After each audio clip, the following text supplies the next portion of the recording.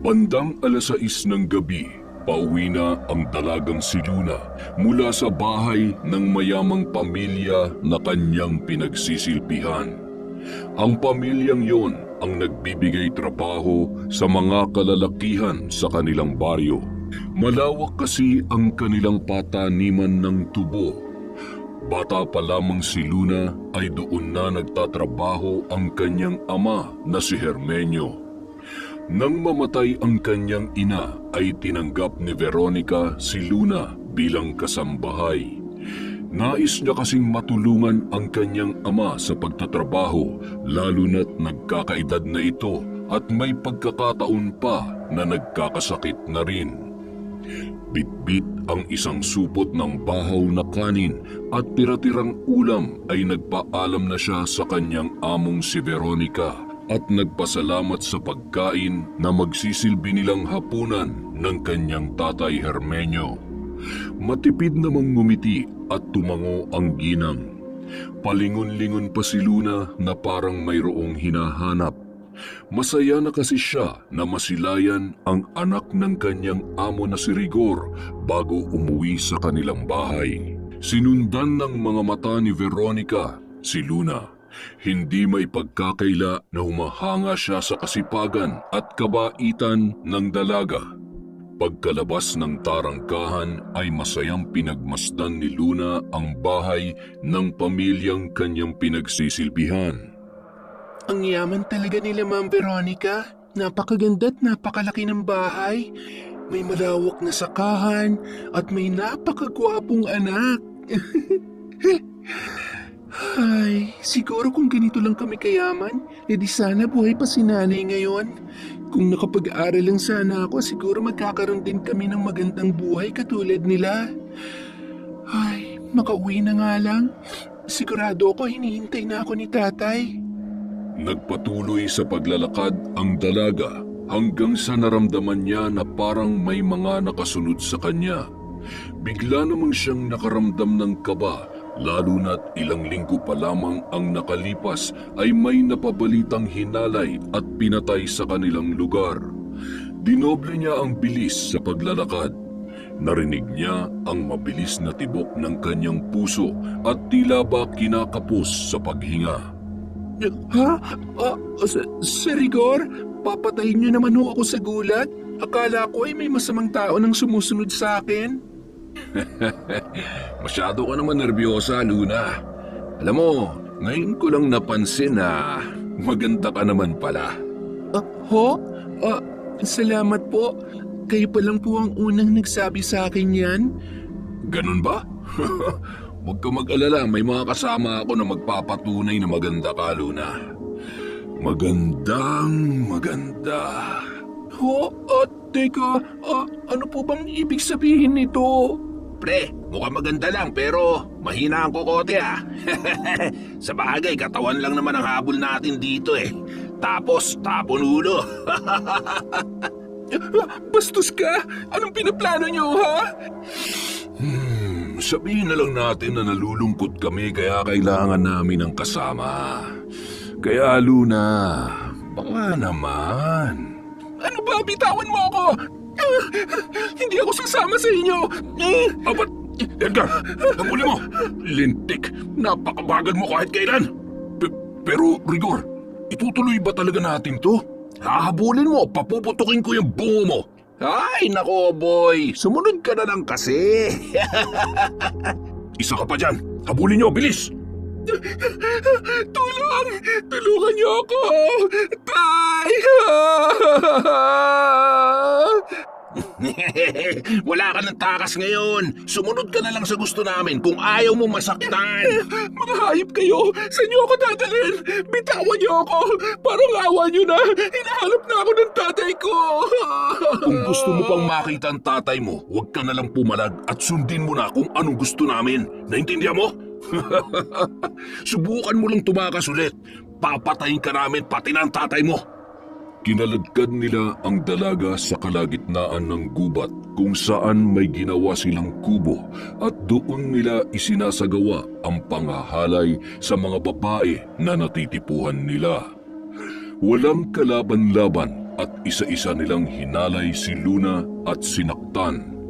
Hindi nila tinigilan ang dalaga hanggang sa nakontento sila.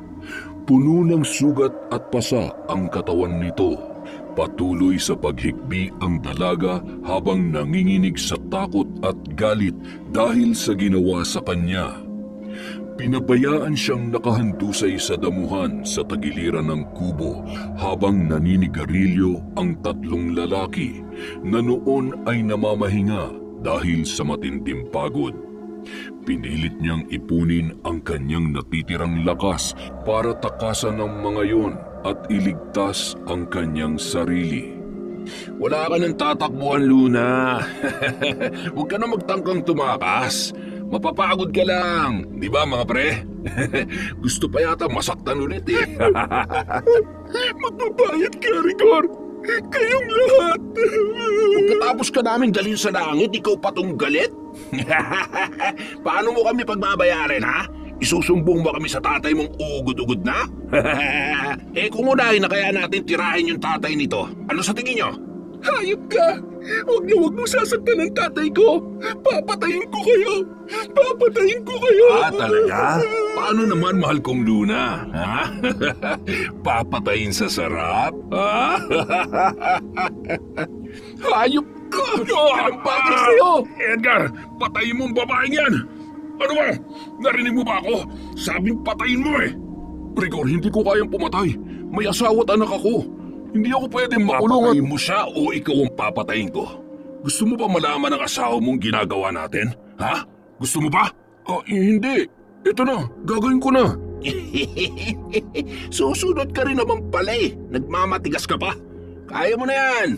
Pagod pa ako eh. Ay... Parang awa mo na. Huwag mo silang susundin. Maawa ka sa akin. Pangako kapag pinatakas mo ako, hindi kita idadamay at patatawarin kita sa ginawa mo. Nagmamakaawa ako sa iyo. Patawarin mo ko, Luna. Kapag nagpadala ako sa awa ko sa iyo, mapapahamak ako pati na rin ang asawa at anak ko. Patawad.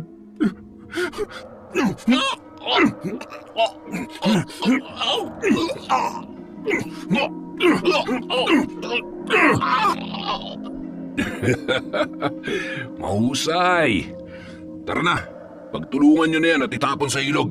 Hinila ni Dante at Edgar ang dalaga sa magkabilang braso nito. Nang makarating sa pangpang na bahagi kung saan ang baba noon ay ang malalim na ilog na may rumaragasang tubig at meron ding malalaking bato sa gilid, doon nila pinagtulungang itapon ang katawan ng dalaga. Samantala, 8:00 na ng gabi, halos mangawit na ang liig ni Mang Hermenyo sa paghihintay sa kanyang anak na si Luna. Diyos ko, amang mahabagin. Anong oras na? Ngayon lamang siya ginabi ng uwi. Ano na kaya nangyari sa anak ko? Kailangan ko na siyang hanapin. Wala naman sanang nangyaring masama sa kanya. Ay Diyos ko, huwag niyo po sanang pababayaan at sana'y makauwi siya ng ligtas dito sa bahay. At agad na tumungo si Mang Hermenyo sa mansyon. Nadatnan niya pa sa labas ng bahay ang tatlong magkakaibigan na sina Dante, Edgar at Rigor na may kung anong pinag-uusapan at tumigil ang mga yun nang malapit na siya. Uy, Mang Hermenyo, kayo po pala. Susunduin niyo po ba si Luna? Oo. Narito pa ba siya? Kanina ko pa kasi siya hinihintay. 8:00 na wala pa rin siya sa bahay. Ganun po ba? Teka lang po at tatanungin ko si Mamang. Nako, Mang Hermenyo, baka naman po nakipagtanan ng dalaga nyo. Abat, huwag mo kong pinaglololoko at tatamaan ka nitong tungkod ko. Aray, inaatake pa naman ako ng rayuma.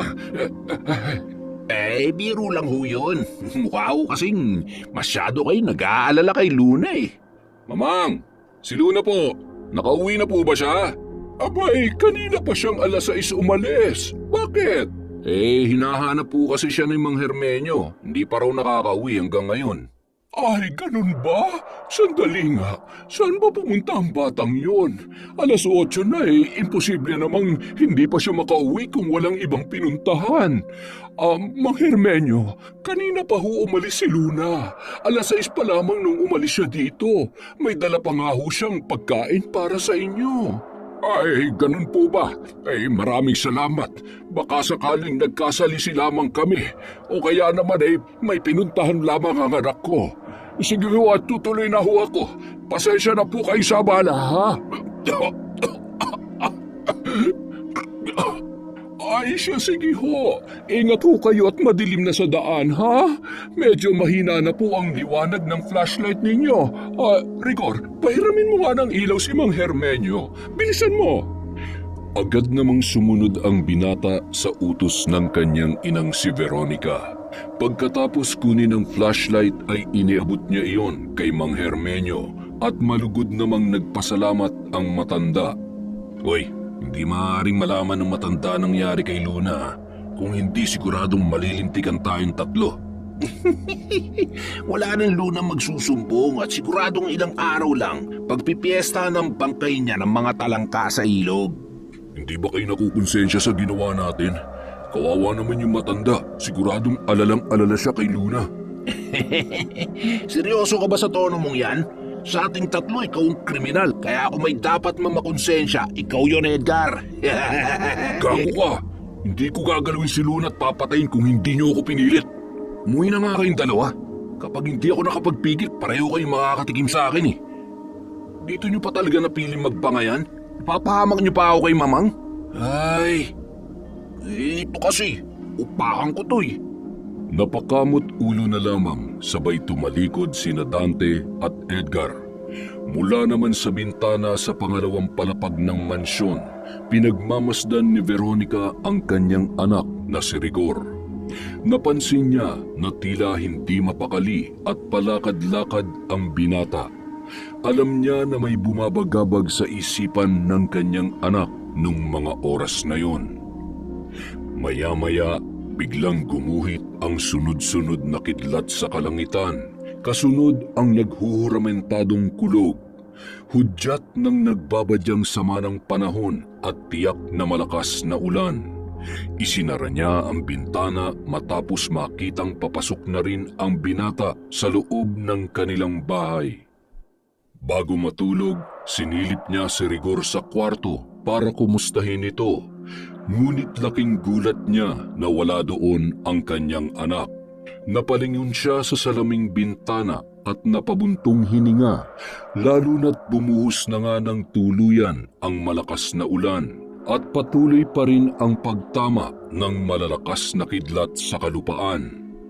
Samantala, nung mga oras na yon, hindi pa rin tumitigil si Mang Hermenyo sa paghahanap sa kanyang pinakamamahal na anak na si Luna. Naglakas loob siyang suungin ang masukal na gubat.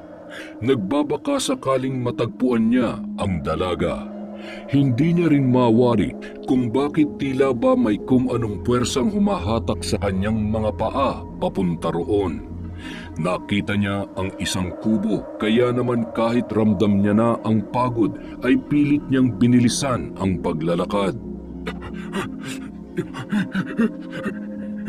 Hindi. Kay Luna ang tsinelas na ito. Sana ko ito. Luna! Luna! Luna, anak ko! Nasaan ka na? Anak ko! Anong ginawa niyo sa anak ko? Diyos ko! Luna!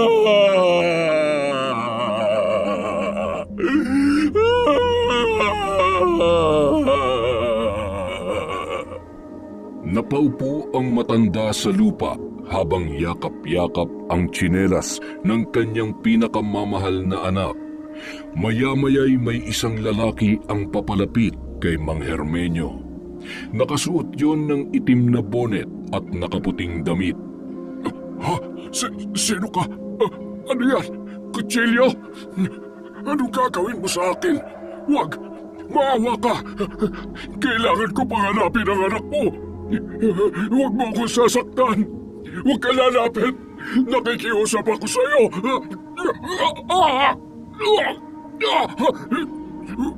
Walang hiya ka! Wala kang puso!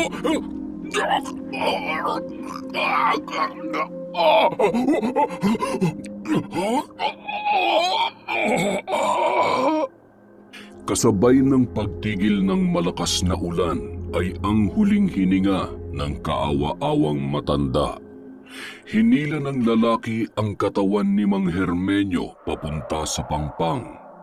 Pinagulong niya yon at tuluyan ng nahulog sa noon ay rumaragas ang tubig sa ilog dahil sa katatapos lamang na malakas na ulan. Kinaumagahan, sa karatig baryo ng Ginhalaran, isang matandang babaeng bruha na nakatira sa may paanan ng bundok ang noon ay natagpuan si Luna na nakahandusay sa mabatong bahagi sa gilid ng ilog. Magandang dalaga! Ikaw nga!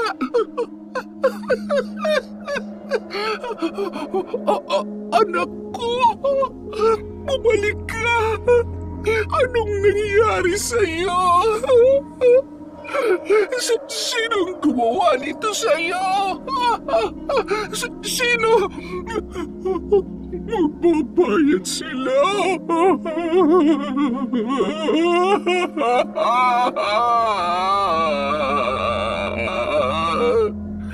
Kinatatakutan ang matandang bruha na kilala bilang mambabarang, kaya walang sino man ang nangangahas na pumunta sa liblib na lugar na yun.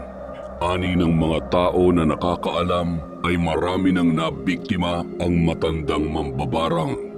Malaki ang galit nito sa mga kalalakihan dahil sa pagkamatay na nag-iisa nitong anak na dalaga na halos kaedaran lamang ni Luna. Sa pagkawala ng kanyang pinakamamahal na anak ay tuluyan na siyang iniwan ng bait at nakipagkasundo sa demonyo kapalit ng isang itim na mahika upang mabigyan ng hustisya ang sinapit ng kanyang anak. Sa pamamagitan ng aking kapangyarihan, ipagkakaloob ko sa iyo ang buhay, lakas at kapangyarihang walang kapantay.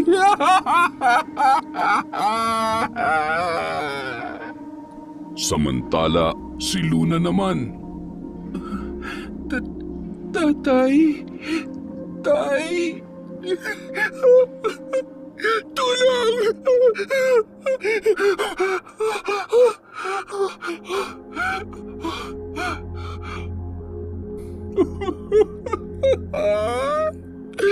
Gising ka na, anak ko!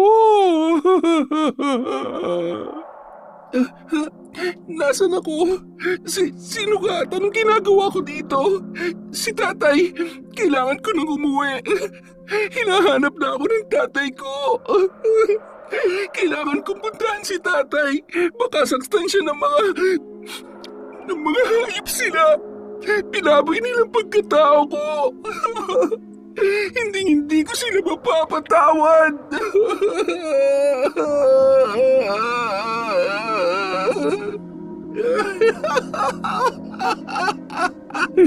Tutulungan kita, anak ko. Huwag ka nang umiyak dahil mula sa araw na ito, ikaw ay magiging makapangyarihan at wala nang maaaring mang-abuso pa sa'yo.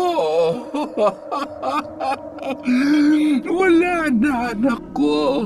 Wala na.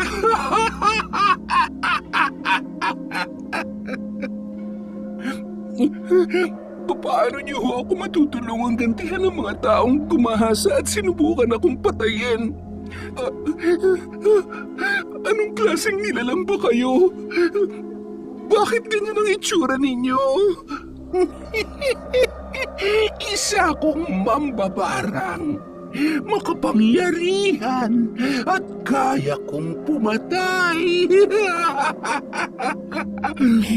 Papatayin natin sila.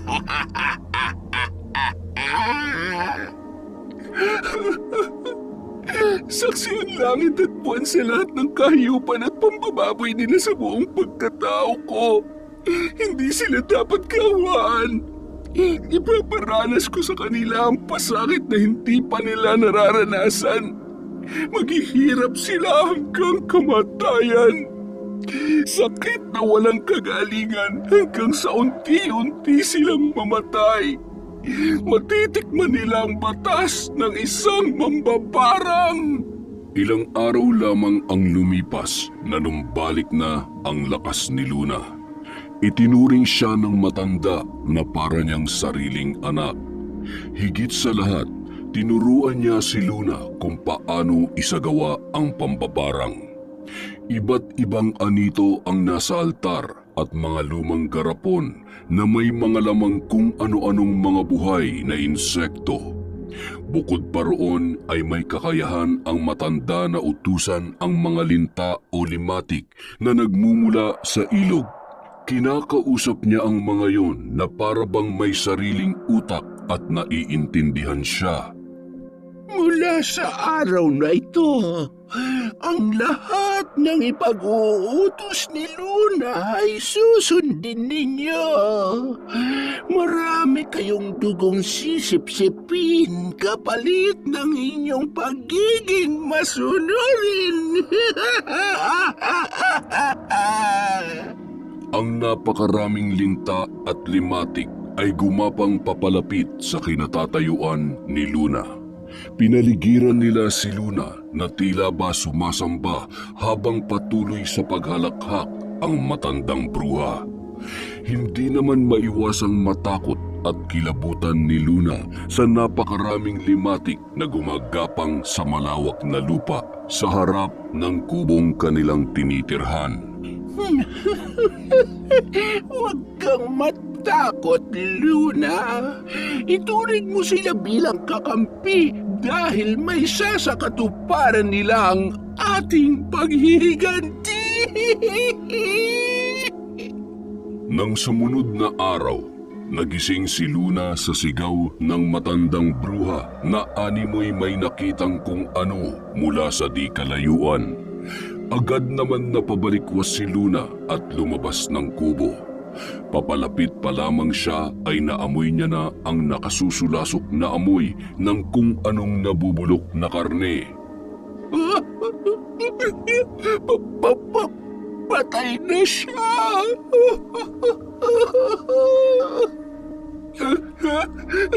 Tatay? Hindi! Tatay ko!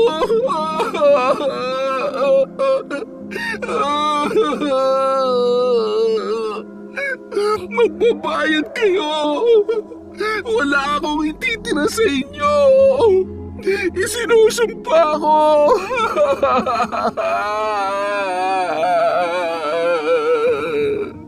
Nung mga oras na yun, biglang nanlisik ang mga mata ni Luna. Tuluyan na nga nabalot ng galit at paghihiganti ang kanyang puso. Yun ang mas nakapagpalakas ng kanyang kapangyarihan at patuloy na mag-uugnay sa kanya at sa itim na mahika. Ilang buwan ang nakalipas, tuluyan na rin na nakalimot ang mga tao sa pagkawala ni Luna at ng kanyang ama na si Mang Hermenio. Walang nakakaalam sa nangyari maliban sa mga taong may kagagawan. Isang gabi, nagising si Edgar dahil sa hindi magkumayaw na pag-iyak ng kanyang anak. Ay, pambihira naman. Ano ba naman at iyak ka ng iyak? Kakapalit ko lang ng lampin mo. Nagugutom ka na ba? Ay, akin na nga. Ako na magpapatahan dyan. Bumalik ka na sa higaan. Edgar? Ang anak natin, lumuluha siya ng dugo. Ha? Ano? Diyos ko! Ano nangyayari sa anak ko? Lumuwa ang mata ng sanggol, sabay tumilamsik ang napakaraming dugo. Ang bibig nito ay nagbulwak ng mabahong putik na kulay itim. Kasunod noon ay ang unti-unting paglaki ng tiyan ng bata. Natataranta ang mag-asawa lalo na nang tumigil na sa pag-iyak ang kanilang anak. Sinubukan nilang lumabas ngunit bigla namang bumuhos ang malakas na ulan na may kasabay pang napakalakas na hangin. Hindi na sila nagpumilit pang umalis dahil sa sunod-sunod na pagtama ng kidlat sa harapan ng kanilang bahay. Nangingitim na ang kanilang anak at nakakatakot na ang itsura nito. Inilapag nilang muli ang bata sa higaan habang humahagulgol ang mag-asawa. Delikado kung pipilitin nating lumabas, baka tamaan tayo ng kidlat. Magdasal na lang tayo na tumila agad ang ulan. Teka, ano mga yan? Saan ang galing ang napakaraming lintang yan? Hindi ko alam. Ano ba nangyayari? Edgar, yung bata! Kunin mo ang anak natin! Mag-iingat ka! Umalis ka na, mahal. Iwanan mo na ako dito. Iligtas mo ang sarili mo. Hindi! Magkakasama tayong aalis ng buhay sa bahay na ito. Magsaboy ka ng asin. Bilisan mo! Ayan! Edgar, bakit? Hindi! Bakit hindi na humihinga ang anak natin? Diyos ko, kung sinisingil niyo ako sa lahat ng mga kasalanang nagawa ko, bakit kailangan madamay pang anak ko?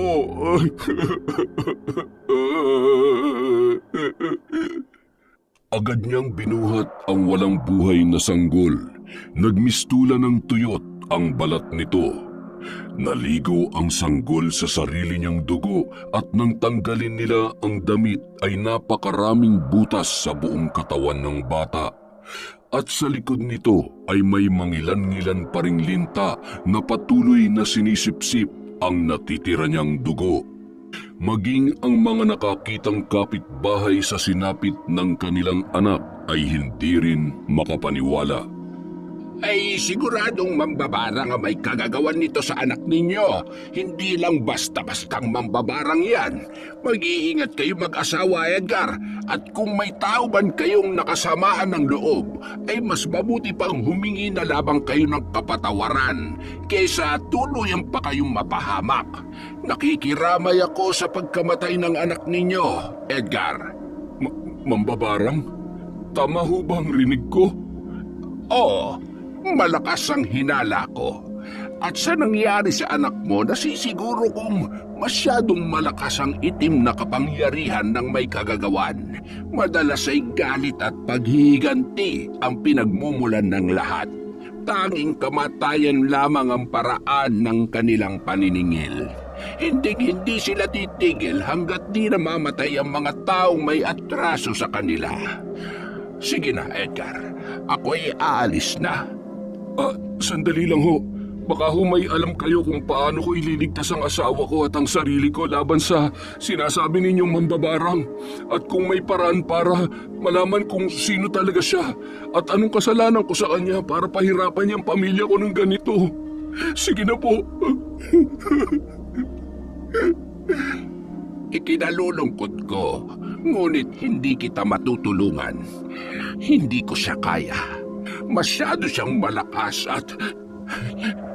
Sige na, aalis na ako. Ayokong madamay pa sa inyo. Kailangan kong malaman kung sino kang demonyo ka. Pagbabayaran mong pagpatay sa anak ko. Hahanapin kita. Papatayin kita.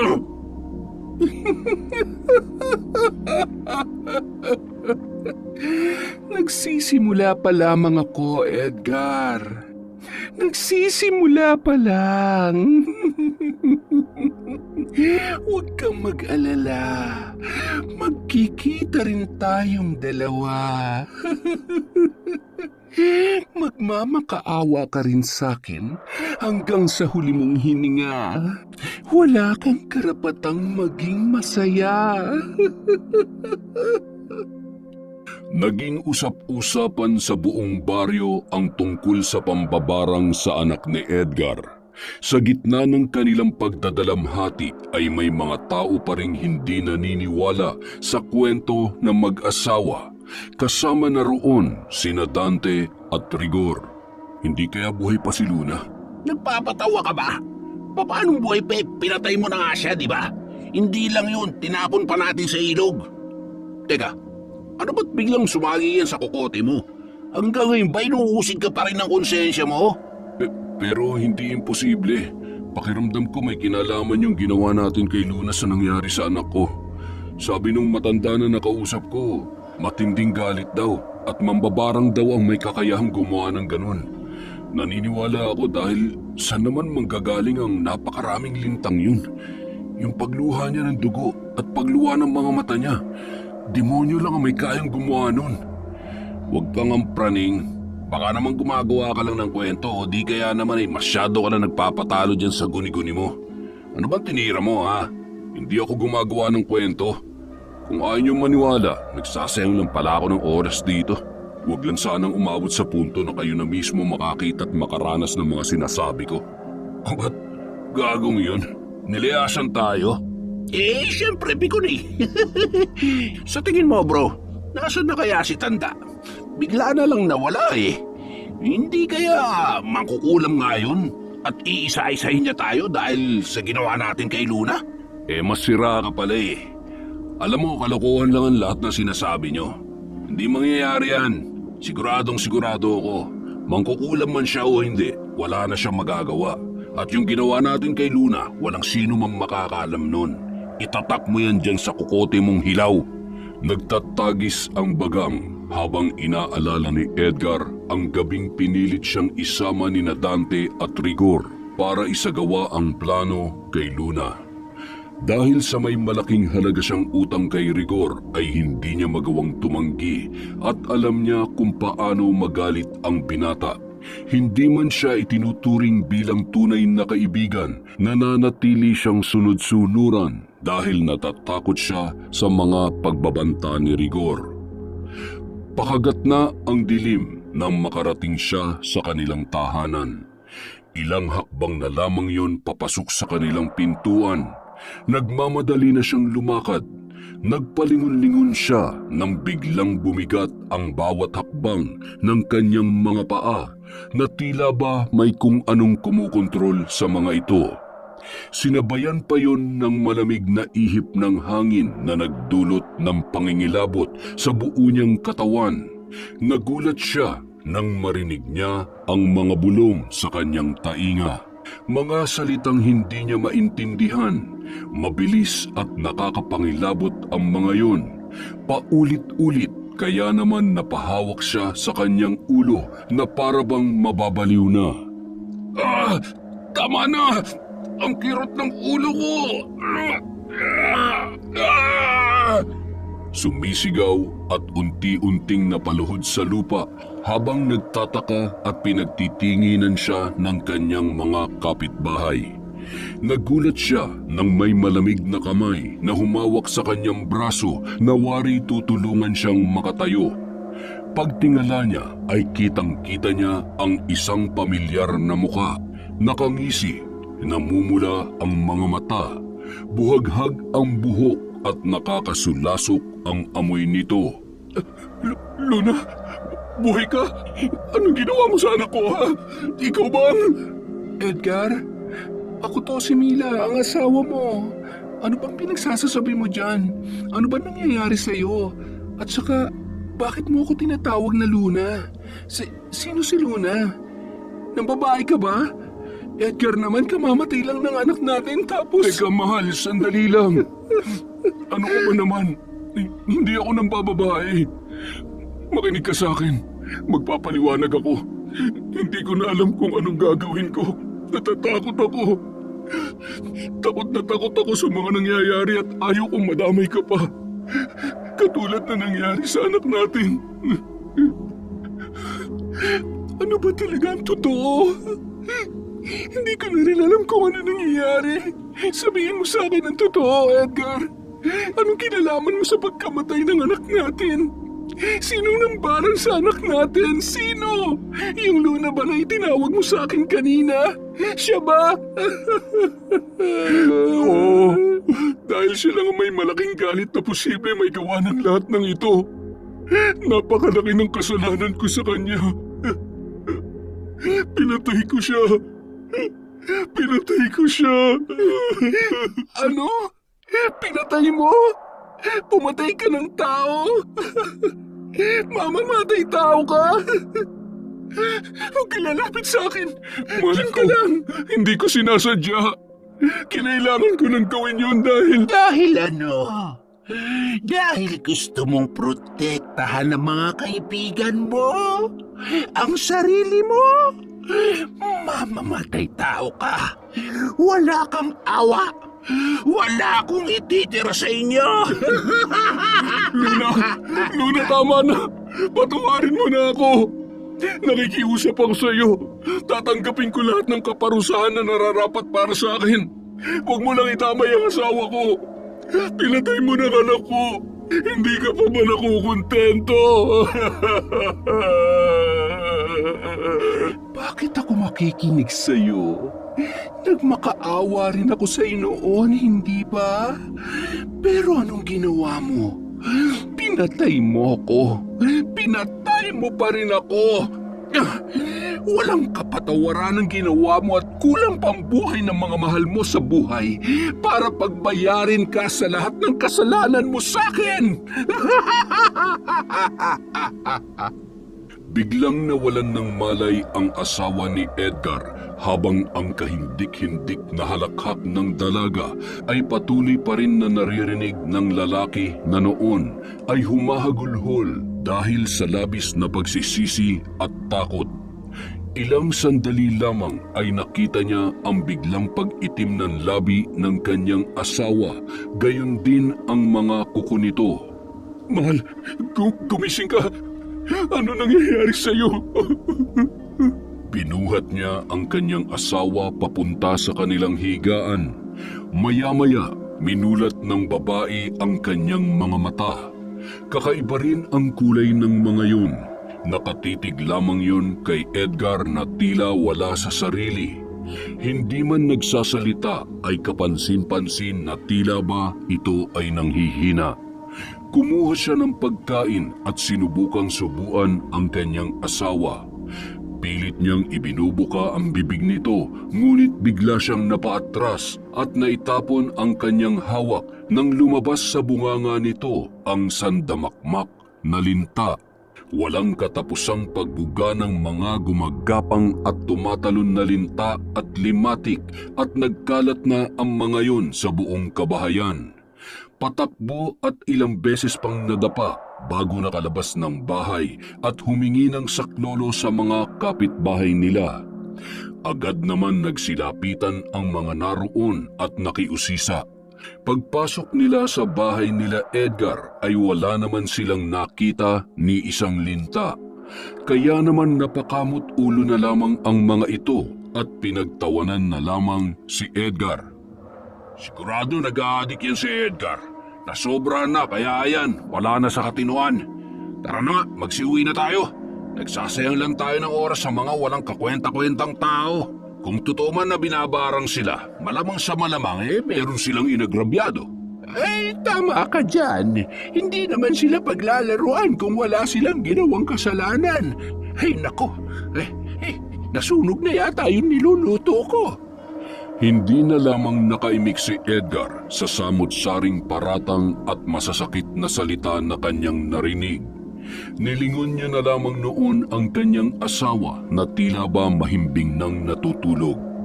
Maya-maya, narinig niya na tila ba kumukulo ang tiyan ng kanyang asawa. Nang bumaling ang mga mata niya sa bandang tiyan nito, unti-unti yung lumalaki hanggang sa banat na ang balat ng babae. Anong... Bakit... Hindi... Luna, alam kong nakikinig ka. Parang awa mo na. Tapusin mo na to. Pakiusap, ako na lang. Tama ng pagpapahirap mo sa asawa ko. Samantala, sa kubo ng matandang mambabarang, Tingnan mo, Nanang, kung paano siya magmakaawa ngayon. Huwag kang mag-alala, Edgar. Ngayon din ay tatapusin ko na ang paghihirap ng asawa mo. Dahil papatayin ko na siya katulad ng ginawa ko sa anak mo. Sa pamamagitan ng aming mga alagad at lakas ng kapangyarihang itim, saksi ang buwan, ngayon din ay tapusin na ang buhay ng asawa ng aking kaaway. Biyakin ang tiyan ng babaeng yan at sipsipin ang lahat ng dugong nananalaytay sa kanyang katawan. Pahirapan siya! Pahirapan siya! Sige, sipsipin niyo pa!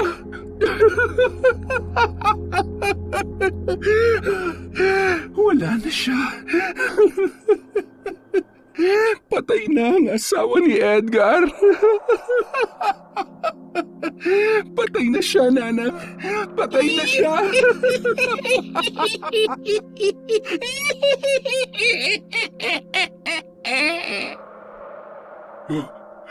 Mila? Hindi. Asawa ko. Hayop ka, Luna. Demonyo ka. Asawa ko.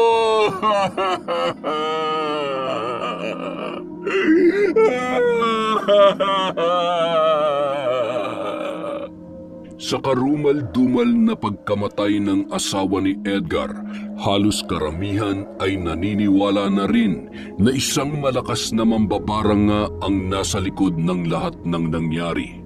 Hindi pa natapos ang pagpapahirap ni Luna sa lalaki, kaya naman ang bawat gabi at ang bawat pagpikit ng mga mata ni Edgar ay naging isa ng malaking bangungot para sa kanya.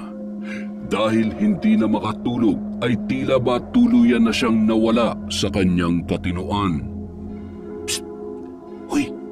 Dante! Psst! Nandiyan na siya. Isusunod ka na niya. Ha? Edgar? Ano ba nangyayari sa'yo? Bakit ba ganyan ang itsura mo? Pakabaho mo naman. Ano ba sinasabi mong naandyan na? Sino ba yun? Si Luna. Buhay siya. Papatayin niya tayo. Papatayin na tayo lahat. Ikaw na isusunod niya. Magtago ka na dali. Bilisan mo. Gago? Tigilan mo nga ako.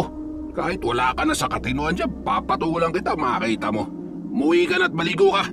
Ayusin mo rin yung bibig mo at baka pati sikreto natin may kanta mo pa. Malilintikan ka talaga kay Rigor. Ayan na siya! Nasa likod mo! Galit siya! Papatayin ka niya! Napaliw na nga talaga. Makaligo na nga para masarap ang tulog ko mamaya. Ay! Habang naliligo si Dante, may narinig siyang mga yapak. Maya-maya, biglang may kumatok ng 3 beses sa pinto. Nakaramdam siya ng kakaibang kaba, lalo na't wala namang ibang nakatira sa bahay na yun, kundi siya lamang. Teka, sino yan ha? Rigor? Edgar? Ikaw ba yan? Nang walang sumagot ay unti-unti niyang binuksan ang pinto at sumilip, ngunit wala naman siyang nakita kahit na anino. Muli niyang isinara ang pinto at nagpatuloy sa pagsasabon ng kanyang buong katawan, lalong-lalo na sa kanyang muka. Halos mapalundag siya nang biglang nagpatay-sindi ang ilaw at may nagtatangkang magbukas ng pinto. Ano ba? Kanina ka pa. Hindi ako nakikipaglokohan sa'yo ha. Patapusin mo lang muna ako sa paliligot, makakatingin ka talaga sa akin. Malamang sa malamang bumalik ang siraulong Edgar na to ha. Teka. Teka. Bakit ang gaspang ng mukha ko? Bakit napakaraming kulugo ng mukha ko? Hindi ito maaari! Kasabay ng kanyang pagsigaw ay nabasag bigla ang salamin. Napasandal siya sa pader at napalunuklaway sa nakitang imahe na nasa kanyang harapan. Basa ang mahabang buhok, nakatungo at unti-unti nitong inaangat ang kanyang ulo. Luna? Paano? Kumusta? Namiss mo ba ako? Gusto mo bang ipaalala ko sa iyo ang gabing pinagsawahan mo ang bawat parte ng katawan ko? Ngayon, ikaw naman ang paglalaruan ko. Ano gagawin mo sa akin? Luna, maawa ka. Pinagsisisihan ko na lahat yun. Sinungaling. Sinungaling ka. Mananagot ka hanggang sa huling hininga. Pagdidirihan ka at katatakutan ng mga taong makakakita sa iyo. Magdurusa ka.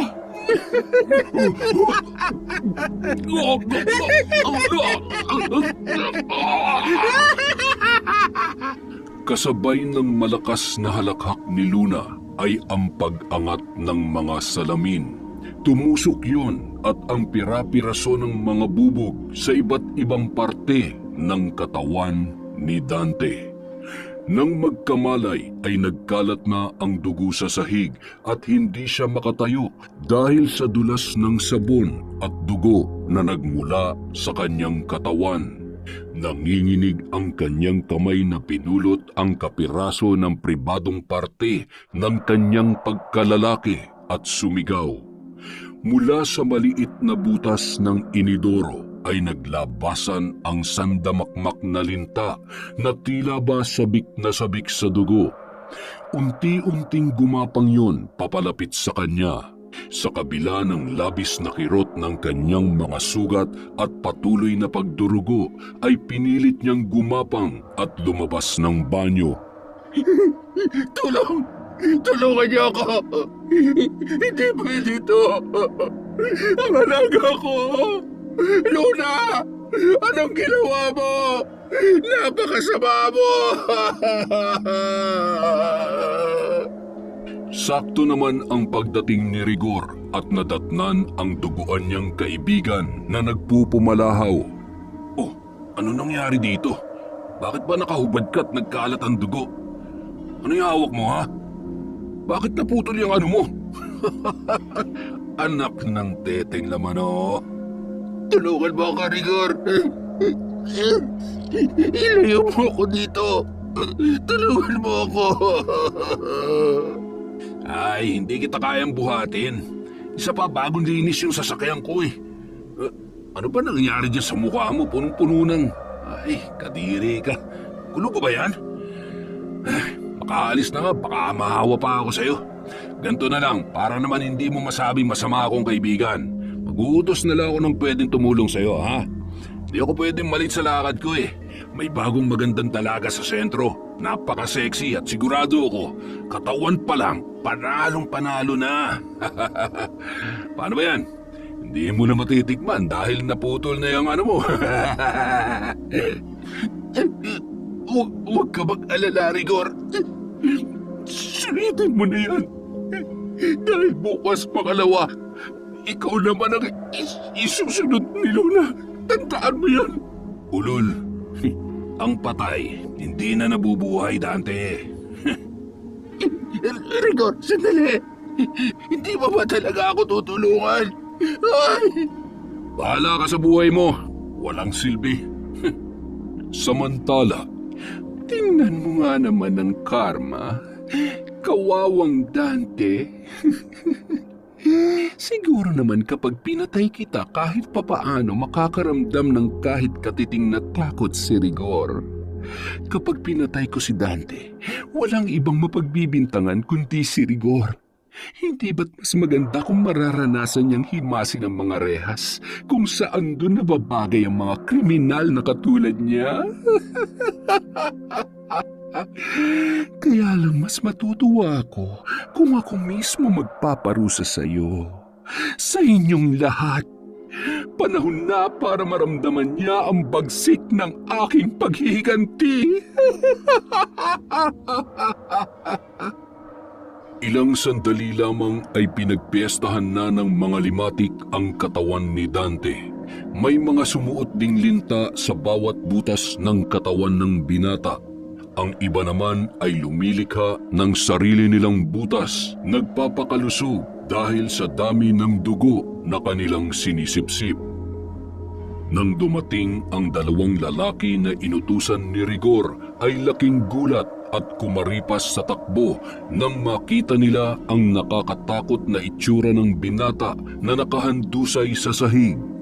Punong-puno pa rin ng linta at limatik ang buong kabahayan. Si Dante naman mistulang butot balat na lamang. Ang munting piraso naman ng maselang bahagi ng kanyang katawan ay nilalantakan na ng mga puti at malalaking uod. Rinig na rinig din nila ang tunog ng mga bangaw na tila ba nagtitiwang sa ibabaw ng bangkay nito. Napakaripas sa takbo ang dalawang lalaki sa kanilang nasaksihan noong mga oras na yon. Pinuntahan nila si Rigor na abala sa bagong babae na kanyang nakilala. Rigor, si Dante, patay na siya. Ano? Ayusin mo nga. Hindi ko maintindihan yung sinasabi mo eh. Ang sabi ko, si Dante, patay niya. Kaibigan ko. Anak ng teteng, wag mo nga akong pinaglololo ko. Ayusin mo yung pagsasalita mo. Tatamaan ka talaga sa akin eh. Nabahala naman si Rigor sa kanyang natuklasan. Kaya kahit pa labag sa kanyang kalooban, iniwan niya ang kanyang kasamang babae ng gabing yun at nagmadaling pinuntahan ang kanyang kaibigan na si Dante. Dante? Dante? Bakit wala na? Dito namin iniwan yun eh. Maraming noong at halinta. Mani mga uod at langaw. Imposible mo wala limas na basta. Buhay man o patay, gusto ko mahanap niyong kaibigan ko sa lalo madaling panahon. Huwag kayong babalik na hindi siya nakikita dahil baka kayong mapatay ko. Agad namang umalis ang dalawang lalaki habang palakad-lakad sa labas ng bahay si Rigor. Hindi siya mapakali at nung mga oras na yun ay napapaisip siya sa mga nangyayari. Maya-maya, biglang may kumalabit sa kanya at paglingon niya ay nagulat siya sa mas lumalala pang kalagayan ni Edgar. May malaki itong bukol sa leeg at mga pigsa sa muka. Umaalingasaw rin ang masangsang na amoy nito at halatang tuluyan ng naapektuhan ang kanyang pag-iisip. Umuwi ka na. Ikaw nang isusunod ni Luna. Magtago ka. Bilisan mo. Ay, alam mo ba kung nasan si Dante? Nakita mo ba siya? Kinuha siya ni Luna. Papatayin niya siya.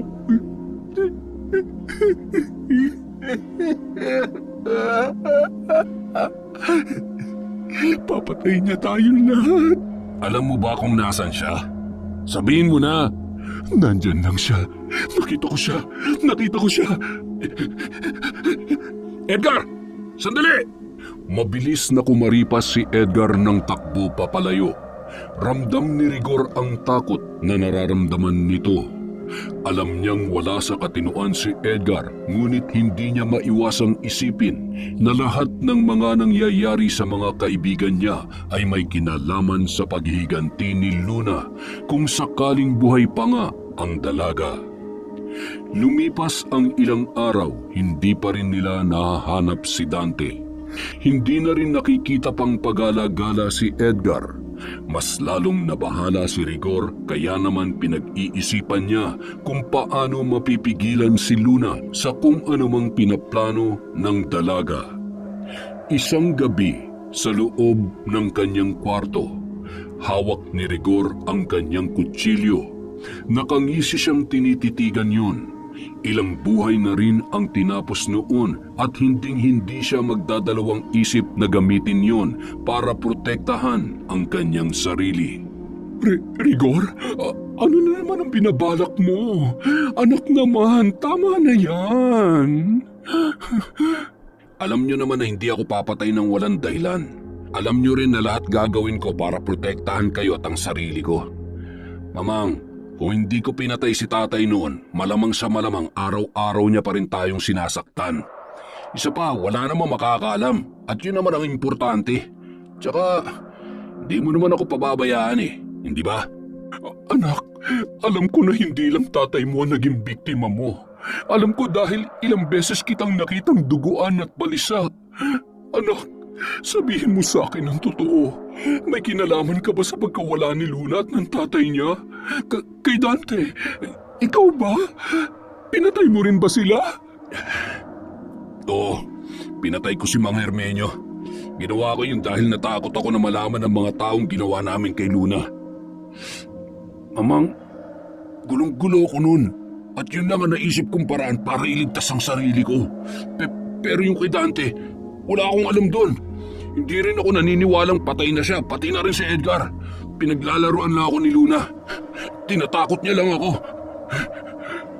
Ano ba kasi ang ginawa niyo kay Luna? Pinagsamantalahan niyo ba siya? Pinatay niyo ba si Luna? Ha? Sabihin mo ang totoo. Oo, pinagsamantalahan namin siya. Magkakasama kaming tatlo nung gabi na yon. Pagkatapos ay pinapatay ko siya kay Edgar at ipinatapon sa ilog. Akala ko naman patay na siya. Dapat patay na siya. At kung sakaling buhay siya, hindi ko na siya bibigyan ng pagkakataon na makapaghiganti. Hahanapin at papatayin ko siya ng paulit-ulit. Anak, matakot ka naman sa Diyos. Tama na. Kung alam ko lang na aabot ka sa puntong ito, sana noon palang hindi na kita Ano? hinayaan. Dapat ipinakulong muna ako? Isinuplong muna ako sa mga pulis? Mamang, baka nakakalimutan mo na naging kriminal ako ng dahil sa'yo dahil ayaw ko nakikita kang nasasaktan. Pero hindi rin tamang basta ka na lamang papatay ng tao, anak. Kailangan mong pagbayaran ang mga kasalanan mo. Kailangan mo ring mamatay. Mamang, bakit niyo ako sinasakal? Ano ba nangyayari sa inyo? Hindi man lamang sumagot sa tanong niya ang kanyang inang si Veronica. Bagkus ay ngumisi pa ito at tinitigan siya ng masama, sabay lumabas sa kanyang kwarto na parang wala sa sarili.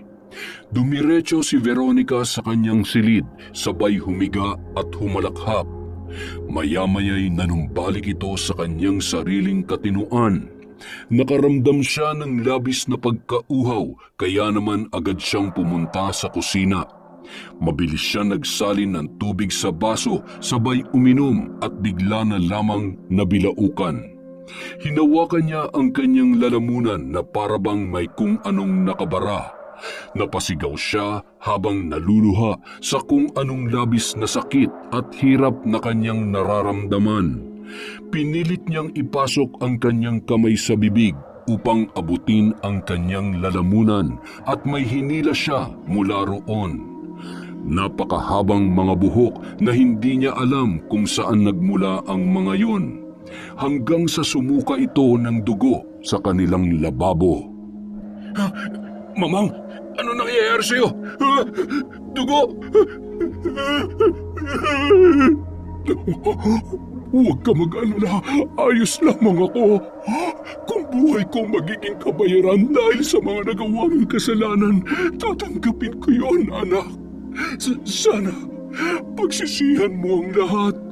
Hindi pa huli ang lahat, pwede ka pang magbago. Hindi ka pwedeng mamatay, Mamang. Hindi ako makakapayag na kunin ka sa akin ni Luna. Hindi ako titigil hanggat hindi ko siya tuluyang napapatay.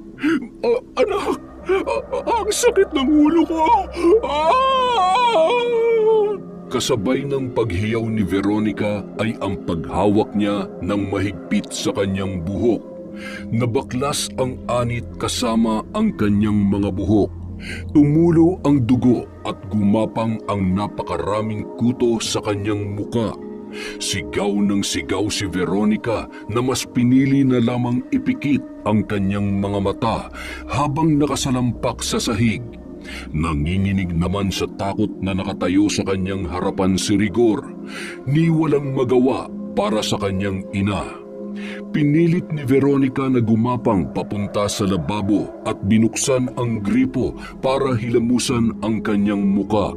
Nanginginig pa ang mga kamay nito habang hinihilamusan niya ang sarili na may mga nagkukumpulang kuto na pilit niyang tinatanggal. Hindi pa man lubusang naaalis ang mga yon ay wala nang lumalabas na tubig sa gripo ng kanilang lababo. Rigor, anak, tubig! Bigyan mo ko ng tubig! Pagkuha ni Rigor ng pitsil na may mahigit kalahati pang tubig ay bigla yung nangitim, kaya nabitawan niya yon at tumilapon sa sahig. Ang basang bahagi sa sahig ay nagmistulang putik at ilang sandali lamang ay nagsilitawan na ang malalaking linta. Gumapang ang mga yun papunta sa kinaroroonan ng kanyang ina, habang si Rigor naman ay nagmistulang parang estatwa na lamang. Hindi niya magawang ihakbang ang kanyang mga paa at hindi na rin makapagsalita pa ng mga oras na yun. Walang pakundangang tumakbo si Veronica nang makita ang mga linta.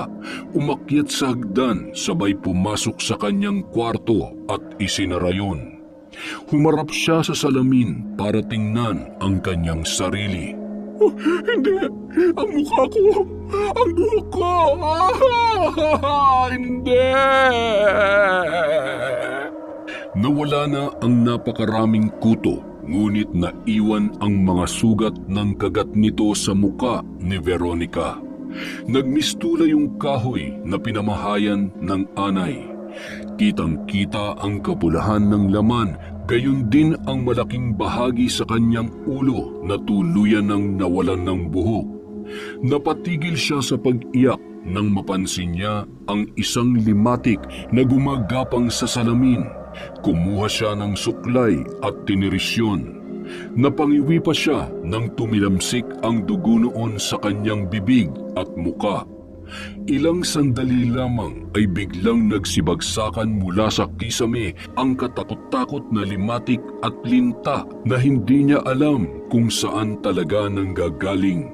Wala nang mapuntahan pa si Veronica. Sinubukan niyang buksan ang bintana at dahil sa kanyang pagmamadali ay nahulog siya roon. Nang mga sandaling yun ay mabilisan naman na kinuha ni Rigor ang susi sa kwarto ng kanyang ina. Pagpasok niya ay hindi na alintana ang mga lintang gumagapang sa buong kwarto nang makita niyang nakabukas ang bintana at wala na sa loob noon si Veronica.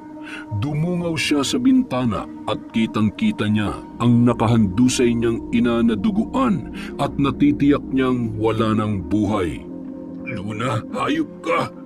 Magtutuos tayong dalawa! Magpakita ka sa akin! Samantala, Mas hayop ka!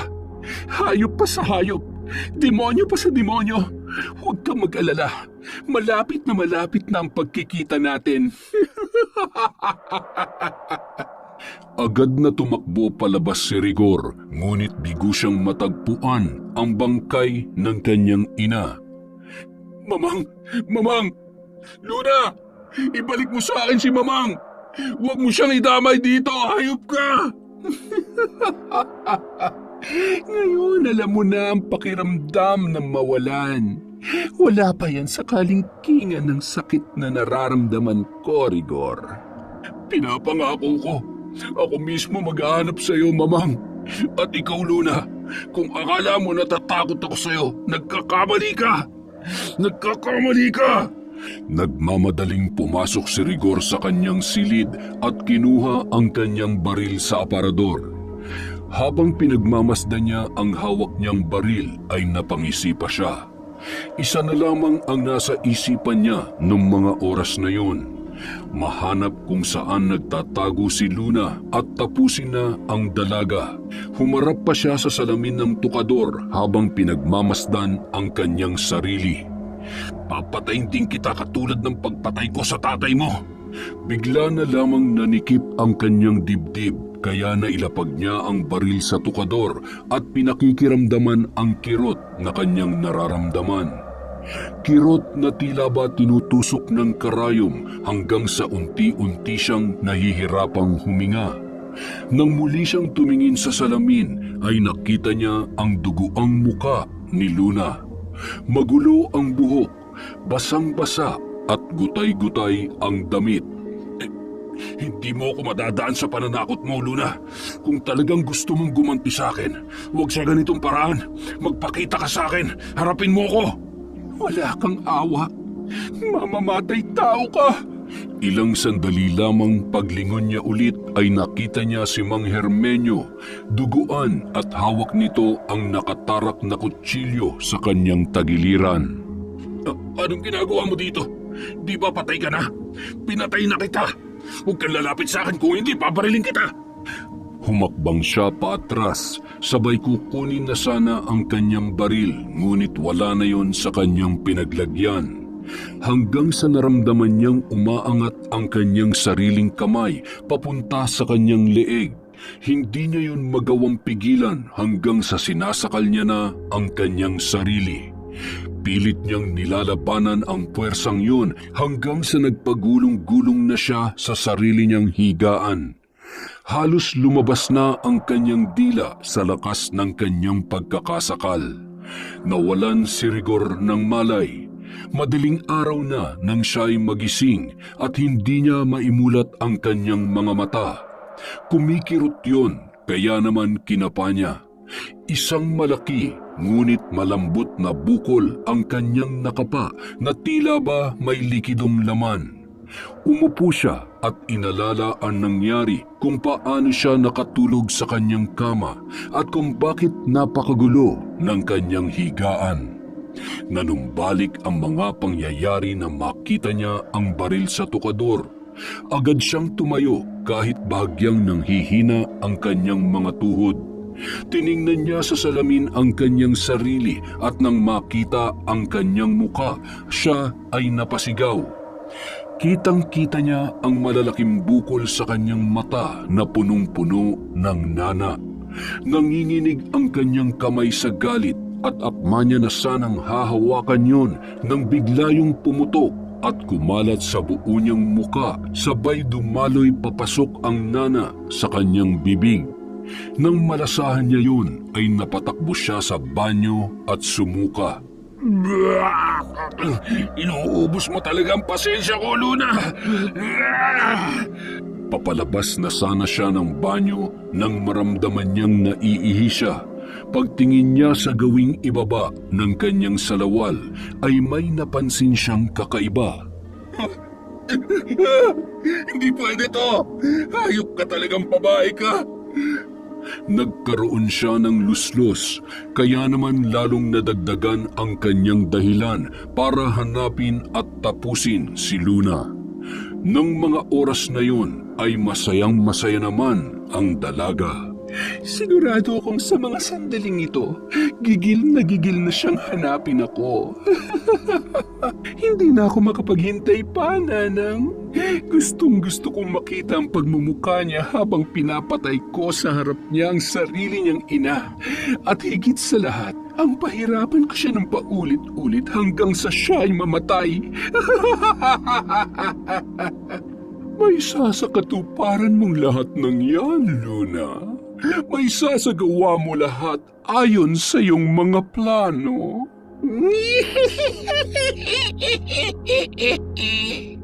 Maya-maya sila ay napatigil nang marinig ang kaluskos mula sa labas ng kanilang kubo. Sabay silang lumabas at nang makita nila ang lalaking nasa kanilang harapan ay napangisi na lamang si Luna. Nababatid niyang may maganda itong balita. Kumusta, Edgar? Nagawa mo ba ng maayos ang iniutos ko sa'yo? Opo. Nagawa ko na po. Mabuti naman. May maganda rin palang pakinabang ang pagiging masunurin mo. Sa pagkakataong ito, may isa ka pang dapat gawin. Alam mo na kung anong ibig kong sabihin. Makakalis ka na. Pagsapit ng umaga, nakahanda nang umalis si Rigor. Pinagmasdan niya pa ang kanilang mansyon. Ipinangako niya sa kanyang sarili na babalik siya ng buhay kasama ang kanyang ina. Pagharap niya ay nakita niya si Edgar. Nakita ko si Dante, pati ang nanay mo. Kinuha sila ni Luna. Papatayin kami ni Luna. Tumakas ako sa mambabarang na yun. Patunayan mo na nagsasabi ka sa akin ng totoo, Edgar. Ituro mo sa akin kung saan naninirahan si Luna at lahat ng alam mo. Tapusin na natin siya bago niya pa tayo maunahan sa kung anong sunod niyang gagawin. Halika na. Sasamahan kita. Agad na umalis at naglakad sina Edgar at Rigor. Buong-buo ang loob niya para masagot ang mga tanong niya tungkol kay Luna at sa lahat ng mga nangyari sa kanyang ina at kaibigan. Dumaan sila sa may hirap na bahagi sa tagiliran ng ilog. Mabato, matarik at napakalayo. Dahil sa layo ay hindi niya maiwasang makaramdam ng pagod. Hindi niya naman maipaliwanag kung bakit tila may kakaiba kay Edgar na kasama niya nung mga oras na yon. Napakabilis ng paglakad nito na tila ba hindi man lamang nakakaramdam ng kahit nakatiting na pagod ang lalaki. Siguraduhin mo lang na hindi mo sinasayang ang oras ko, Edgar, ha? Dahil kapag nagkataon, pasasabugin ko yung bungo mo gamit ang baril na to. Huwag ka mag-alala, malapit na tayo. Magkikita na ulit kayo ni Luna. Matapos ang mahigit 5 oras na paglalakbay mula sa kanilang kinatatayuan ay natatanaw na nila ang kubo kung saan nakatira ang matandang bruha at si Luna. Ikinasana ni Rigor ang kanyang baril at hinihintay ang paglabas ng dalaga. Siguradong nandyan si Mamang. Tatapusin na kita, Luna. Si Luna nga. At sino yung matandang mukhang bruha na yan? Siyang tumutulong kay Luna. At maliban sa matandang yan, may isa pa siyang kasabwat. Ha? Ano? Sino? Huwag mong sabihing buhay pa si Mang Hermenyo dahil sigurado ako patay na yun bago ko siya tinapon sa ilog. Hindi ako kasing tanga mo. Kung inayos mo lang sana ang trabaho mo, di sana patay na si Luna at sana buhay pang asawa at anak mo.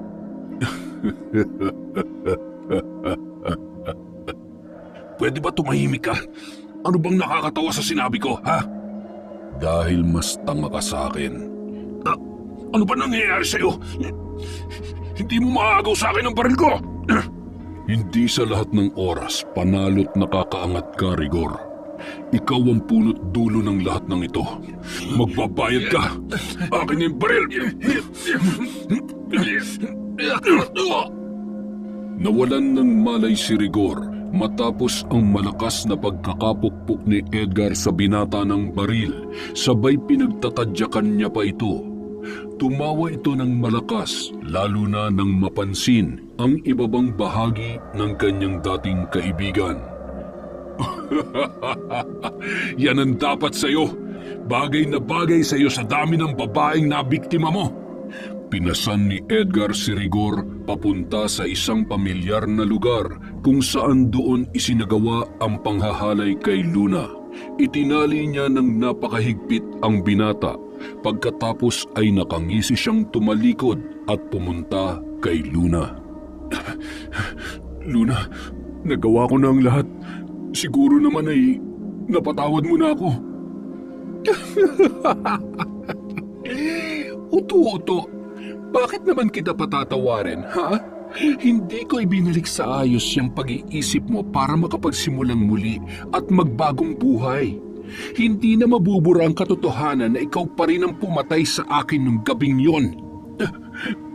Ano pa bang kailangan kong gawin para mapatawad mo ko? Wala. Walang katumbas na kahit anong ginawa niyong kahayupan sa akin. Wala akong ibang gusto kundi mamatay ka. Mamatay kayong lahat. Luna, tama na! Wala ka ng silbi sa akin kaya papatayin na kita. Tatapusin ko na lang ang paghihirap mo para matapos na rin ang pangungulila mo sa asawa at anak mo. Napakasama mo, Luna! Lahat ng kasamaan ko at kung ano ko ngayon, dahil yun sa'yo at sa mga kaibigan mo. Wala tayong pinagkaiba. At huwag kang magmalinis dahil pareho lang tayong mamamatay tao. Alagad ng demonyo, mamatay ka na! Huwag! Magagamit mo pa siya. Pakinabangan mo siya. Hindi ba't masaya kung kumpleto sila at sabay-sabay mo silang ipapaanod sa ilog at pagpipiestahan ng ating mga alaga? Iyon ang nararapat sa lalaking yan.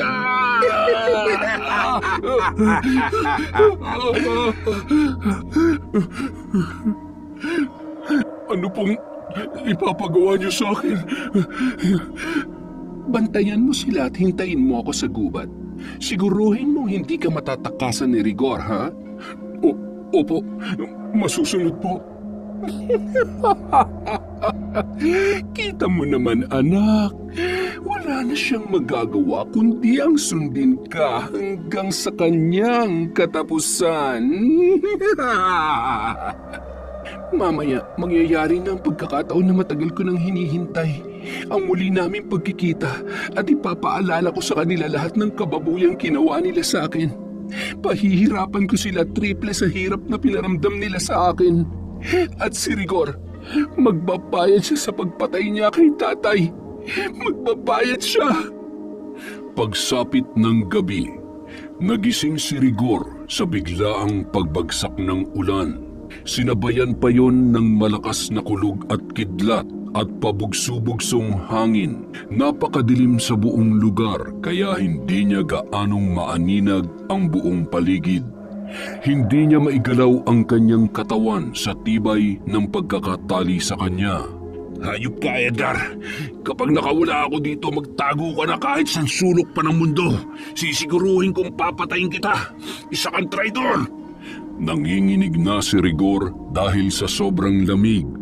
Basang-basa na at ramdam niya ang gutom.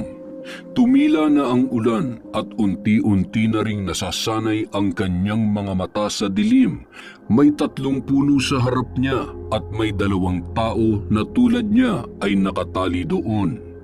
Ilang sandali pa nakarinig siya ng pagdaing na tila ba nasasaktan at lamig na lamig rin.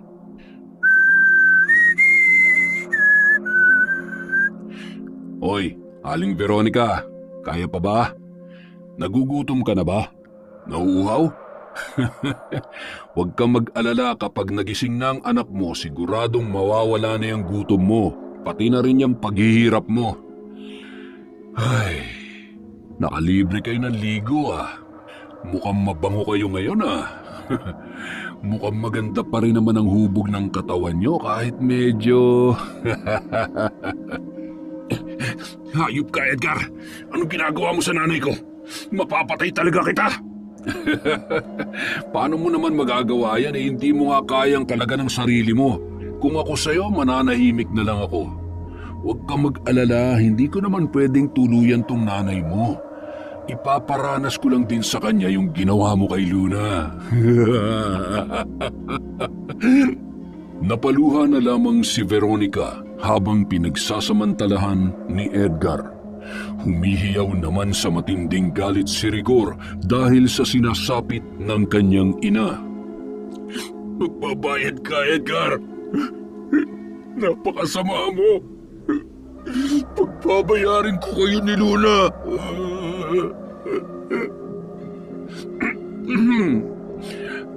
Edgar, ano ba naman kasing ginawa mo sa kulubot na nanay nitong si Rigor? At mukhang nanggagalaiti sa galit. Pambihira ka naman, oo. Ay, Hayop ka, Luna. Pakawalan mo ako dito. Papatay na talaga kita. Pagbabayaran mo lahat ng ito. at bakit ako magbabayad sa'yo? Sa ating dalawa, ikaw ang may kasalanan sa akin.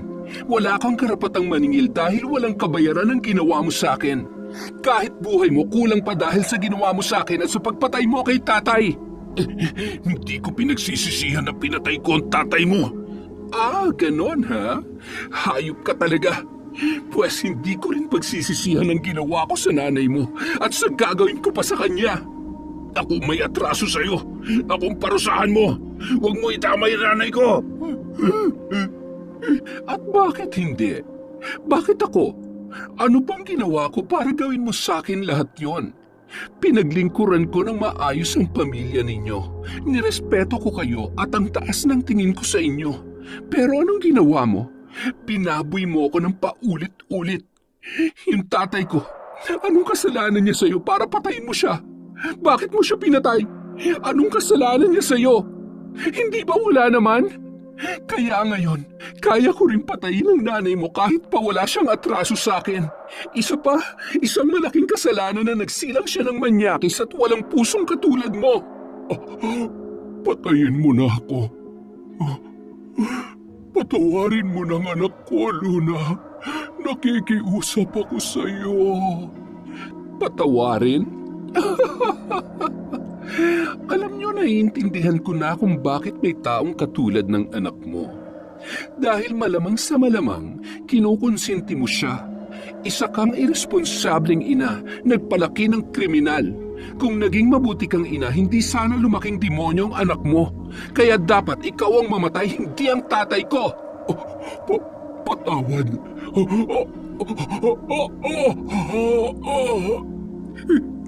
Mama.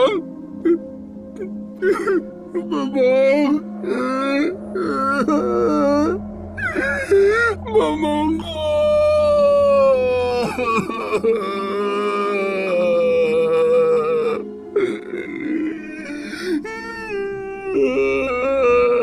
Ano? Masakit bang mawala ng magulang, Rigor? Mas masakit pa dyan ang ginawa mo kay tatay. Pinatay mo ang kaisa-isang taong meron ako. Ano pa bang gusto mo? Hindi pa ba sapat lahat ng pagpapahirap mo sa amin? Mula sa pambabarang at ngayon sa pagpatay mo kay Mamang. Wala ka ng pinagkaiba sa akin. Mamamatay tao ka rin.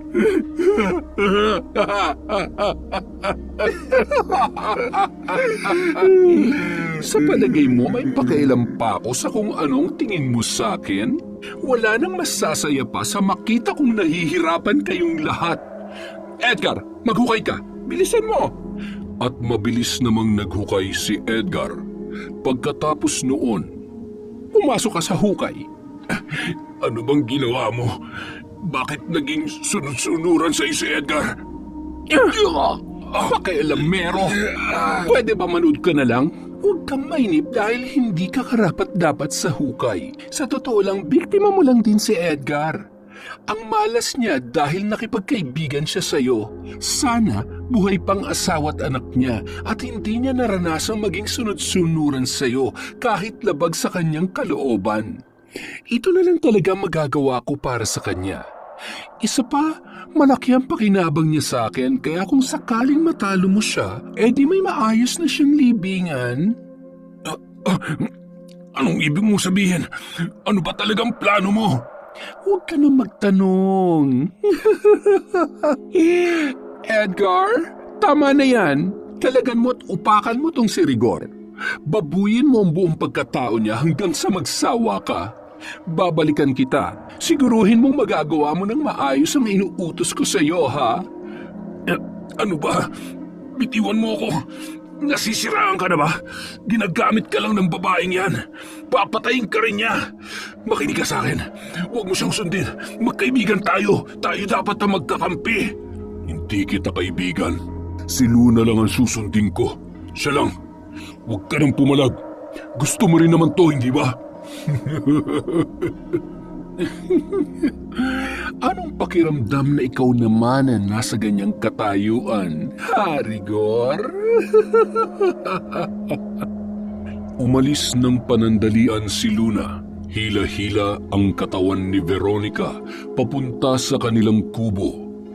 Pagdating doon ay masaya siyang sinalubong ng matanda na labis namang natuwa sa kanyang dala. Ang dugo ng babaeng yun ay gagamitin ng matandang bruha para mas mapalakas pa ang kanyang kapangyarihan. At gagawin niya ang pag-aalay sa kanyang kinikilalang Diyos kung saan nagmumula ang kanilang kakayahang mambarang at dahilan kung bakit nananatiling malakas at buhay pa ang kinikilala niyang anak na si Luna. Agad ding umalis si Luna para balikan sina Rigor at Edgar, gayon din ang wala ng buhay na si Dante. Bago yun, bumulong siya bilang paanyaya sa mga alagad niyang linta. Nang makarating siya sa may kubo ay nagulat siya dahil wala na roon si Rigor. Dahan-dahan siyang naglakad papunta sa may hukay at pagtingin niya ay naroon si Edgar. Puno ng saksak ang katawan nito at wala ng buhay. Hayop na yon! Mga alagad kong linta! Limatik! Hanapin niyo siya! Ibalik niyo siya dito! Bilisan niyo! Siguradong hindi pa siya nakakalayo! Hirap man sa paglalakad, dala ng sakit ng kanyang buong katawan dahil sa pakikipagtagisan ng lakas kay Edgar bago niya yon tuluyang napatay, ay pinilit niyang bilisan ang bawat hakbang para takasan si Luna at ang posibleng kamatayan na nag-aabang sa kanya. Hindi mo ako mahuhuli ng buhay, Luna. Napatigil siya sa paglalakad nang maramdaman niya na may kung anong sumusunod sa kanya. Biglang bumilis ang pagtibok ng kanyang puso at nakaramdam ng biglaang paninikip ng dibdib. Bumilis ng bumilis ang kanyang paghinga hanggang sa nagkanda bangga-bangga na siya sa kakahuyan sa gitna ng madilim na gubat habang naglalakad patras. Hindi ako maaari magpadala sa takot. Kailangan kong makaalis sa lugar na ito. Napasigaw siya nang biglang may dalawang kung anong gumapang sa kanyang muka. Hindi niya matukoy kung ano ang mga yon. Ramdam niya lang ang malalamig na dampi ng mga yon sa kanyang balat. Akma niyang hahawakan nang biglang pumasok yon sa kanyang mga mata. Hanggang sa marami pang mga linta at limatik ang tuluyang namahay sa kanyang katawan na pumasok sa kanyang tainga, ilong at sa mga mata ng binata. Napahiyaw at napahandusay siya sa lupa dahil sa hindi maipaliwanag na sakit ng kanyang ulo.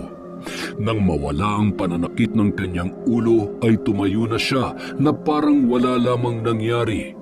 Naglakad siya ng mabilis at muling bumalik sa lugar kung saan siya nanggaling. Akala mo ba matatakasan mo ang kasalanan mo sa akin? Isa kang hangal! Lumapit si Rigor kay Luna na parang wala sa sariling pag-iisip hanggang sa lumabas ang mga linta sa kanyang mga mata, gayon din sa tainga at ilong. Bakit nandito na naman ako? Luna, tama na. Tigilan mo na ako. Pinagsisisihan ko na lahat ng ginawa ko. Bigyan mo ako ng pagkakataon para magbago. Hindi ka dapat kaawaan. Wala ka ng pag-asa magbago dahil sagad ang kasamaan mo, Rigor. Hindi ko nahahayaan pang may mapahamak na babae dahil lang sa'yo. Wala nang dalagang sasapitin ang pinagdaanan ko dahil sa kababuyan mo. Kung hindi mo ako mapapatawad, siguro mas mabuti pang patayin na lamang kita sa pangalawang pagkakataon. Mamatay ka na! Hindi mo ako kaya! Lalaki pa rin ako at babae ka. Kaya sa ating dalawa, mas malakas pa rin ako. Hindi ko hayaang matalo at mapatay ng isang katulong na katulad mo. At sino ka para malitin ako? Tingnan na lang natin kung anong magagawa ng pera mo. Anong ginagawa mo sa akin? Aray! Tama na! Tama na?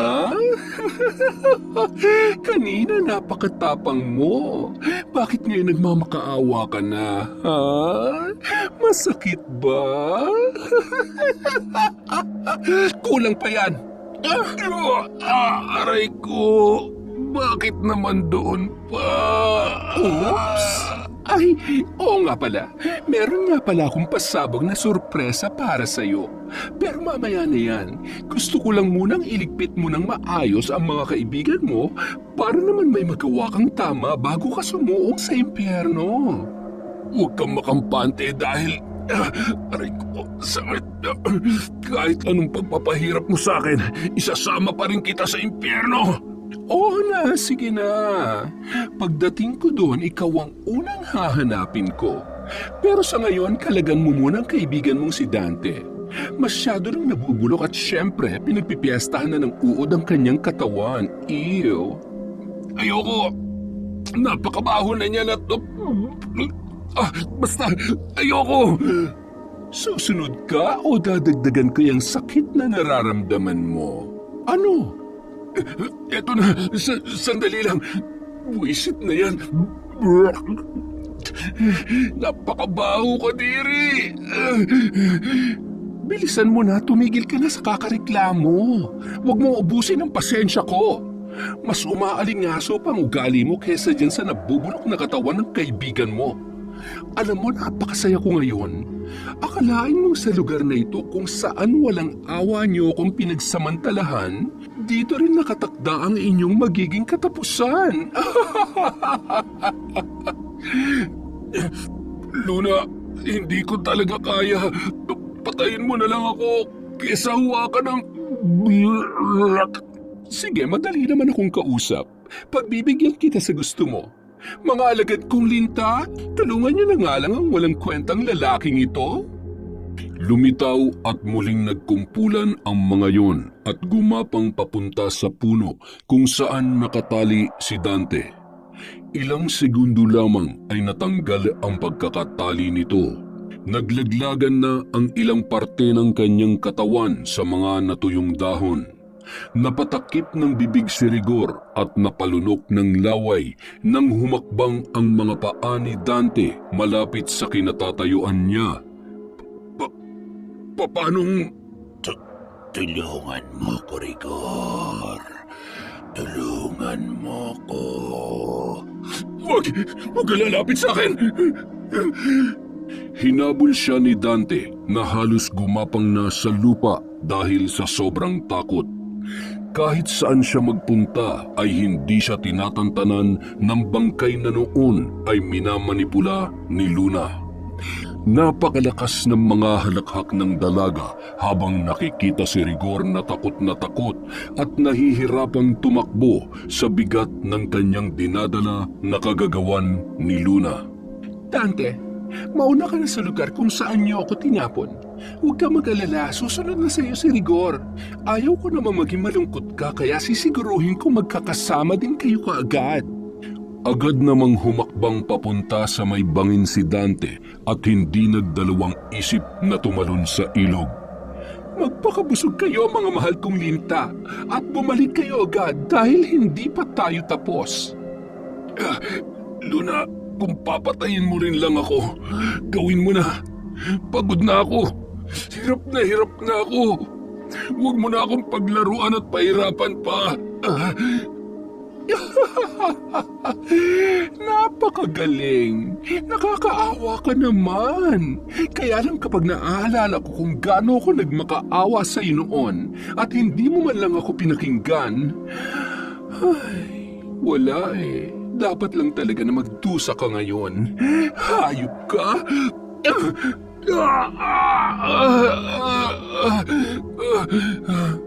Oops, pasensya na. Tinamaan ba yung... Ang laki niyan, ha? Mukhang sasabog na. Ano naman kayang laman niyan? Barya? Ginto? Ay, tingnan nga natin kung anong lalabas dyan. Wala kang kasing sama. Oo na. Ngayon, nahanap mo ng katapat mo. Kalma ka lang. Masyado ka nagagalit eh. Mas mabuti pang pakalmahin mo ang sarili mo para sa pinakamalaking sorpresa bago kita ihatid sa impyerno. Anong ginagawa mo? Bakit lalong lumalaki ito? Aray ko!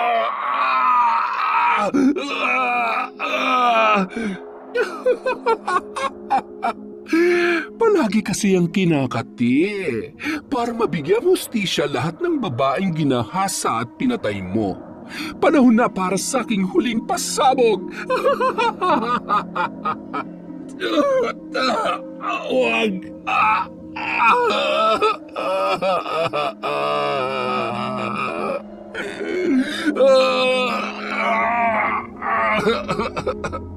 At sumabog na nga ang bukol sa pribadong bahagi ng katawan ni Rigor. Nagsilabasan ang maraming higad at gumapang yon sa kanyang buong katawan. Nagpagulong-gulong si Rigor na parang nababaliw sa sobrang takot at di mapaliwanag na sakit na kanyang nararamdaman. Bigla naman naglaho ang mga yon. Nilapitan siya ni Luna. Halos hindi niya na kayang tumayo at nangangatog na ang buo niyang katawan sa sobrang takot. Hinila siya ng dalaga at iniangat sa lupa hawak ang kanyang leeg.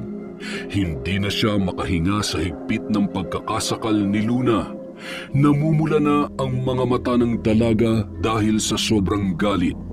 Paulit-ulit niyang inumpog ang ulo nito sa puno katulad ng ginawa sa kanya noong siya ay pinagsasamantalahan. Hindi siya tumigil hanggang sa mamatay ang binata at malagutan na ng hininga. Tapos na.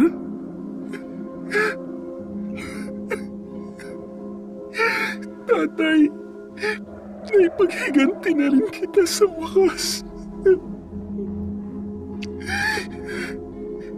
Kailangan mo rin maranasan kung anong ginawa mo sa tatay ko. Kaya ito ang dapat sa'yo.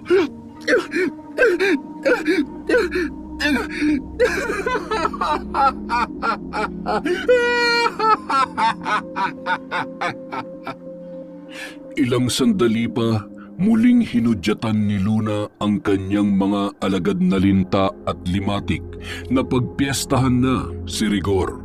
Nagpupunas ng luha habang tinatabunan ni Luna ang katawan ni Edgar. Patawad. Nilingon niya ang katawan ni Rigor na pinamumugaran na ng mga linta. Napangisi siya sabay nagpahid ng luha. Tumayo siya at walang kasimbilis na kinaladkad yon papuntang bangin at pinagulong sa pangpang papunta sa rumaragasang tubig sa ilog. Ilang malalakas na halakhak ang kanyang pinakawalan bago siya nakaramdam ng panghihina na hindi niya na maipaliwanag. Anong nangyayari sa akin? Ngayong natapos mo ng paghihiganti mo, ikinalulungkot ko pero kailangan kong tuparin ang pangako ko sa ating Panginoon. Ang kapalit noon ay ang hiram mong buhay, Luna. Mahal na mahal kita, anak.